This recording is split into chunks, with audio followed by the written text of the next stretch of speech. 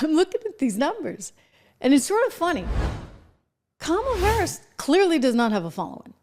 I mean, like, it's nothing like this one.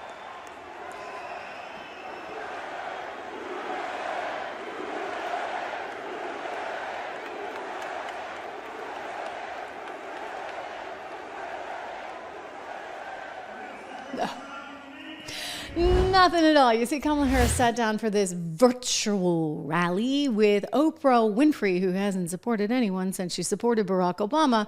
She's now come out for Kamala, of course. And, well, headline. You know, I just started my little YouTube channel like a year and a half ago, live here every day. I think last week we got 300,000 views on one of the shows. That's how many Kamala Harris got with Oprah Winfrey. She got 300,000 views. Like, nobody watched. Nobody cares. Nobody wants to hear her speak. I mean, you got to think about it in the context of what you see with, say, Donald Trump, where you get tens of thousands of people at these rallies. I mean, what's going on? Nobody wanted to hear her, see her. Let's look at the numbers overnight. Okay, so she climbed a little bit.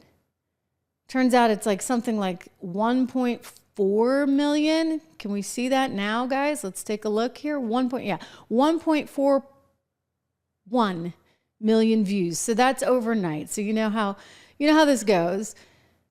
You know, typically you'll have so many people tuning in live. We have a lot of people tuning in live right now, but we could use some more. So, you know, share, like, hit the bell, do all the good stuff, let everybody know we're here.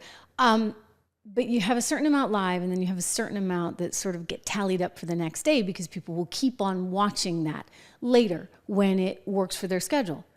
So she's at 1.4 million. 1.4 million people tuned in to see Kamala Harris. Well, let's think for a moment. Can we compare and contrast, say, that with Donald Trump when he did that interview, that little interview with Tucker Carlson? It was actually happening on a debate night, right? So which made it even harder because you had a lot of competition. And guess what? He got 154.7 million by the next day. I can't remember what the exact number was in real time, maybe around 70 million or so, 154. And then I was looking at it today. It's like 268 or something million. Of course, it was some time ago.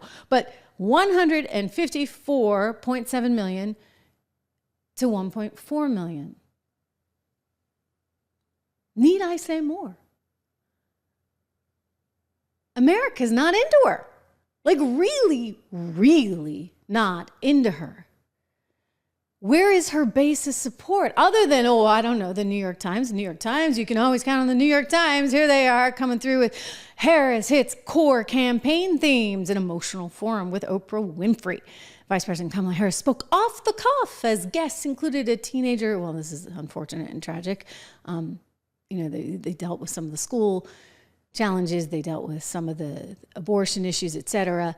So it got really emotional. In fact, when I look at the New York Times right through, it got so emotional. And apparently, according to the New York Times, Ms. Harris spoke more elaborately than she has before on the effects of illegal immigration, a key issue for voters and a vulnerability in her campaign.